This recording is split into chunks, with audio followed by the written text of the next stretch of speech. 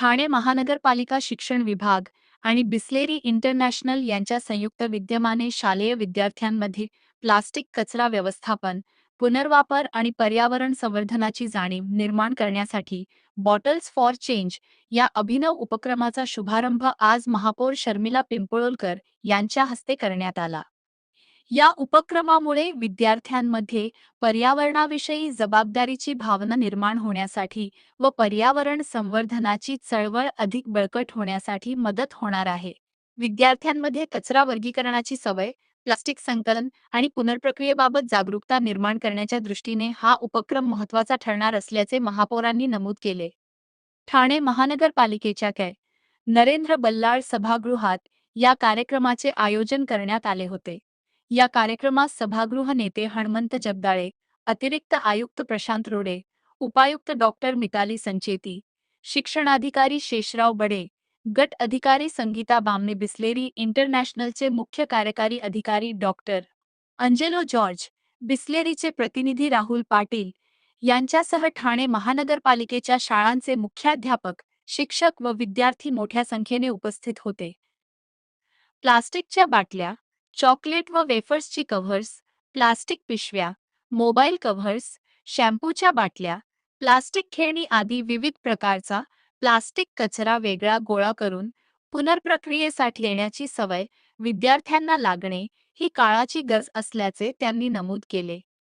प्रत्येक नागरिकाने आपल्या घराबरोबरच परिसर स्वच्छ ठेवण्याची जबाबदारी स्वीकारल्यास ठाणे शहर अधिक स्वच्छ आणि सुंदर बनेल, असा विश्वासही महापौर शर्मिला पिंपळोलकर यांनी व्यक्त केला। सर्वांना माझा नमस्कार। खरं तर ठाणे महानगरपालिका आणि बिस्लेरी इंटरनॅशनल यांच्या संयुक्त विद्यमाने खरं तर सुरू झालेला बॉटल्स फॉर चेंज हा उपक्रम खरं तर ठाणे महानगरपालिकेने राबवण्यात आला आहे। याच्यामध्ये ठाणे महानगरपालिकेच्या सर्व शाळा इन्व्हॉल्व आहेत।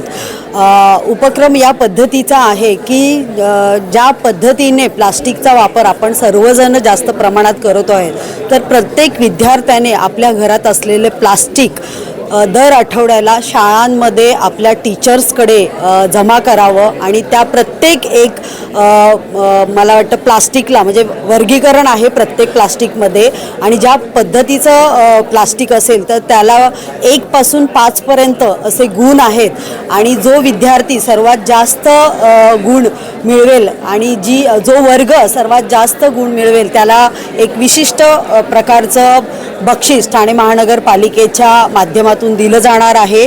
विद्यार्थी हे उद्याचे खरं तर नागरिक आहेतच, पण त्याचप्रमाणे स्वच्छता आणि शाश्वत ही नेहमीच आपण जपली गेली पाहिजे। त्याचप्रमाणे मला वाटतं महाराष्ट्राचे लाडके उपमुख्यमंत्री एकनाथजी शिंदे साहेब यांनी 2023 मध्ये मुख्यमंत्री असताना स्वच्छता अभियान हा कार्यक्रम सर्व महाराष्ट्रभर राबवला होता आणि तो ठाणे शहरामध्येही त्याच जोमाने मला वाटतं चालू आहे आणि त्याच धर्तीवर हा छोटासा उपक्रम ठाणे महानगरपालिकेच्या प्रत्येक शाळांमध्ये आपण राबवत आहोत। आणि एक विद्यार्थ्याला मला वाटतं आजचा विद्यार्थी उद्याचा एक भक्कम नागरिक आणि स्वच्छ शहर कसं ठेवू शकेल याची ही सुरुवात मला वाटतं ठाणे महानगरपालिकेतून आपण चालू केली आहे। आज हा उपक्रम मला वाटतं ठाणे महानगरपालिकेच्या शाळांमधून आपण सुरू केला आहे, पण शिक्षण अधिकारी आणि संचिती मॅडम यांच्याबरोबर आपण याबद्दल चर्चा केली। लवकर ठाणे शहरातील प्रत्येक शाळांमध्येच नाही तर प्रत्येक सोसायट्यांपर्यंत पण हा कार्यक्रम आपण पोहोचवण्याच्या प्रयत्नात राहू। नमस्ते। बॉटल्स फॉर चेंज हा ठाणे महानगरपालिका शिक्षण विभाग आणि बिस्लेरी यांच्या संयुक्त विद्यमानाने आपण प्रत्येक शाळांमध्ये राबवते महानगरपालिकेच्या। त्यामध्ये दर आठवड्याला सुका कचरा हे विद्यार्थी शाळेमध्ये घेऊन येतील आणि त्यांचं आम्ही एक ड्राय वेस्ट पासबुक बनवलं आहे। त्याच्यामध्ये शिक्षक गुणांकन देतील त्या विद्यार्थ्यांना आणि हा कचरा सुका प्लास्टिक कचरा हा रिसायकलिंगसाठी बिस्लेरी इंटरनॅशनलतर्फे घेतला जाईल। त्यामुळे विद्यार्थ्यांमध्ये कचऱ्याच्या वर्गीकरणाची सवय लागेल आणि जे विद्यार्थी याच्यामध्ये चांगली कामगिरी करतात त्यांना आम्ही पिरियॉडिकली गौरवू आणि शाळांना पण गौरवण्यात येणार आहे। सो हा एक अभिनव उपक्रम आहे ज्याच्यामध्ये सेग्रिगेशन आणि रिसायकलिंगची सवय विद्यार्थ्यांमध्ये रुजेल। सुरुवातीच्या टप्प्यामध्ये आम्ही सगळ्या महानगरपालिकेच्या शाळा घेतल्या आहेत आणि पुढील टप्प्यामध्ये आमचा मानस आहे की प्रायव्हेट शाळांमध्ये पण हा आम्ही उपक्रम पोचवू. At Bisleri, we believe that lasting change happens when children get involved. So we believe that educating children about how to handle a very valuable resource like plastic, whether it is for use, how do you responsibly use the plastic, post use, how do you dispose it in a segregated manner, and how do you prevent that from going into landfill, and how it can be converted into valuable materials. This jacket is made out of 40 bottles of used Bisleri. That is the power of recycling and repurposing that's available in a country like India. Nothing should be wasted. It should be recycled, and we should keep our premises clean. That is our simple message to the children.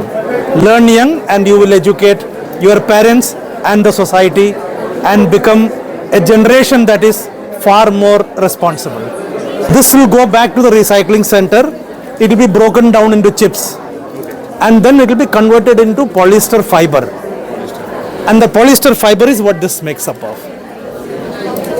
So the advantage in this, while making normally a jeans for example, which you wear, it takes about anything between 1500 to 4000 liters of water for the coloring.